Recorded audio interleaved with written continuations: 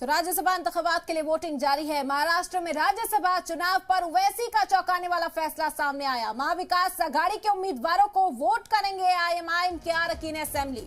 तो बड़ी खबर महाराष्ट्र से सामने आई जिसने सभी को चौंका दिया। एआईएमआईएम अब महाविकास आघाड़ी के जो उम्मीदवार हैं उन्हें सपोर्ट करेगी, उम्मीदवारों को वोट करेगी एआईएमआईएम। महाराष्ट्र में महाविकास आघाड़ी की सरकार के जो उम्मीदवार हैं उनके सपोर्ट में खुले तौर पर एआईएमआईएम अब सामने आई है। आपको बता दें कि गुज़िश्ता रात बताया जा रहा है कि वुज़रा की एक मीटिंग हुई और उस बैठक में ये फैसला लिया गया और ये बड़ा ऐलान किया गया एमआईएम की जानिब से सुबह कि महाराष्ट्र में अब महाविकास आघाड़ी को सपोर्ट करेगी एआईएमआईएम, उम्मीदवारों को वोट करेगी एआईएमआईएम के अरकान असेंबली।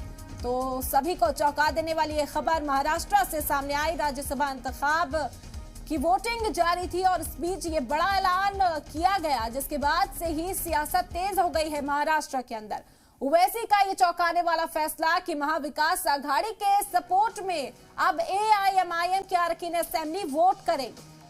महाराष्ट्र की सियासत में एक बार फिर उबाल, महाविकास आघाड़ी जो इत्तेहाद है उसके सपोर्ट में एआईएमआईएम वोट करने का ऐलान कर चुकी है। असदुद्दीन ओवैसी की पार्टी ने बड़ा ऐलान किया। शिवसेना, एनसीपी, कांग्रेस का जो ये बड़ा इत्तेहाद है महाविकास आघाड़ी उसके सपोर्ट में अब असदुद्दीन ओवैसी की पार्टी एआईएमआईएम नजर आ रही है। तो महाराष्ट्र में सियासत गर्माती हुई। राज्यसभा इंतखाबात के लिए वोटिंग जारी है। सुबह 9 बजे इस वोटिंग का आगाज हुआ, शाम 4 बजे तक ये वोट डाले जाएंगे, 5 बजे वोटों की गिनती होगी। लेकिन इस बीच दिलचस्प ये मुकाबला होता हुआ महाराष्ट्र के अंदर नजर आ रहा है।